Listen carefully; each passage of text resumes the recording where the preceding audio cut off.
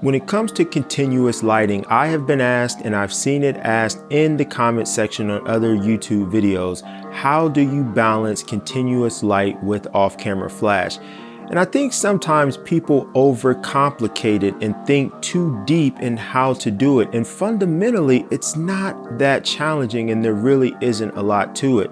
But there are some things that you need to keep in mind. What up YouTube fam, we in here, anthonytoglife, back with another video. And in this one, I want to simplify the concept and how you balance continuous light with off-camera flash. And when you think about continuous light, if you simplify it and really look at it as ambient light, then the whole process becomes really simple because it's no different than balancing your outdoor ambient light or indoor ambient light with your off-camera flash. Continuous lighting is no different. It is a light source. It can be considered your ambient light source. And so fundamentally, all you have to do is first get the exposure for your continuous light, your ambient exposure, and then you add in your off-camera flash. Now, it is that simple, but there are some things to consider because when you bring flash into it and you're trying to balance the two, it's not quite as simple as when you're outdoors and you have this ambient light, especially when you're indoors and you have a background that you're contending with and you're in a small amount of space. There are some things that you're going to have to consider, and I also will have some tips on how you can make it work for you better, especially when you're in a smaller space.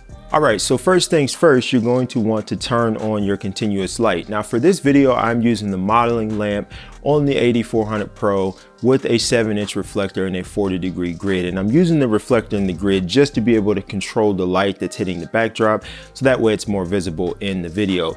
But I did specifically go with the modeling lamp on the 8400 Pro because I wanted to use a light that wasn't powerful. When you're using a continuous light that doesn't have a lot of power, you're going to have to compensate for that low power using your camera settings. So you're going to have to slow down your shutter speed or open up your aperture or increase your ISO. And all three of those things will have an impact when you introduce off-camera flash. If your camera settings are set in a way to where it can accommodate a light source that isn't very powerful, when you bring in your off-camera flash, even if you're using a speed light, that flash is going to produce considerably more light than your continuous light. So ultimately, by accommodating your low power continuous light, it may make your off-camera flash too powerful, even if you have it at its lowest power setting. So when you're using a light that has more power and you don't have to accommodate with your camera settings, then it becomes a lot easier to balance the two. So in this video, I wanted to use a light source that wasn't that powerful to give you the fundamentals of how to balance it, so that if you're using something that is more powerful, it becomes a lot easier.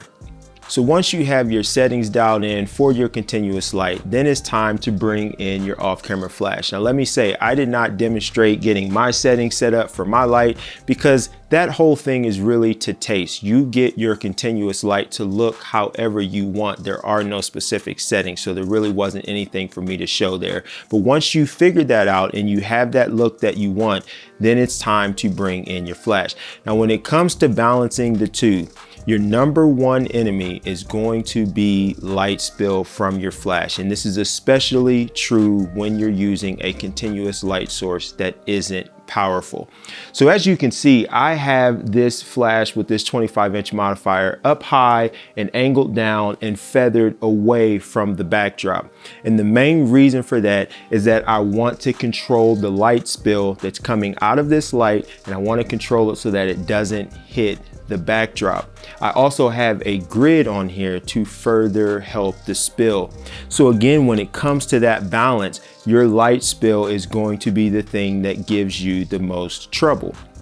Now, the first thing that you can do, if you can, is to move your subject as far away from the background. Now, in my situation, I maybe have 3 to 4 feet total distance between the backdrop and where I'm standing. So I don't have the room to be able to pull Quint off of that background. But the more room that you have, then you can introduce the inverse square law and you can start to have an easier time with making sure that the light from your flash isn't reaching your backdrop or your background, and it'll be a lot easier. But when you are in a smaller space like this, where everything is so confined in, you have to be very cognizant and aware of how you have everything placed. Now, in me saying that, you may be questioning, are you restricted in how you can place your flash? And the answer is absolutely.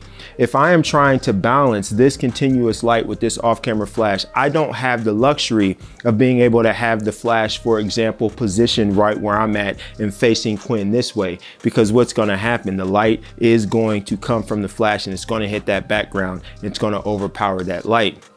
So when you are trying to balance this and you don't have the luxury of moving your subject far off of the background, you are going to be a little restricted in how you can place your flash. But that's the trade-off. There's always trade-offs in photography and lighting and how you compose things. So this is no different.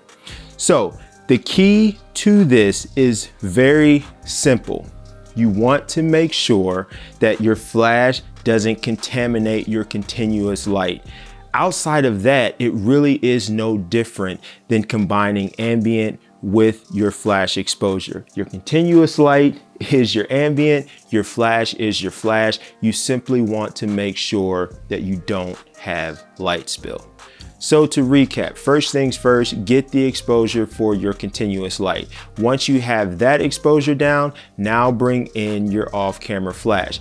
When it comes to off-camera flash, your number one enemy is going to be light spill. So you need to control the light spill. And you can do that by utilizing a modifier and placing that light high and angled down or feathered away from your backdrop. And you can put a grid on that modifier to further help the spill. If you need something more, you can use a flag to help block that light. When it comes to your flash power, that is also going to be to taste, but you do need to keep in mind that if you're in a smaller space, you may have light bounce. So you want to contend with that as well, because even if you have that light angled in a good way, you're using a grid or you're using a flag, you still can have bounce light, and bounce light can still be light spill. So you have to contend with all of those things. So when it comes to balancing, it really is an eye game. You are looking at everything and you're getting the settings to be what they need to be to get it to look how you want it to look. So there you have it, folks. Hopefully this video was helpful. If it was, or if you just want to support me and my channel, please give this video a thumbs up on your way out. And if you want to make sure that you don't miss any future videos, go ahead and subscribe and ring that bell. As always, I very much appreciate your support. I appreciate you watching my videos. Until the next video, take care.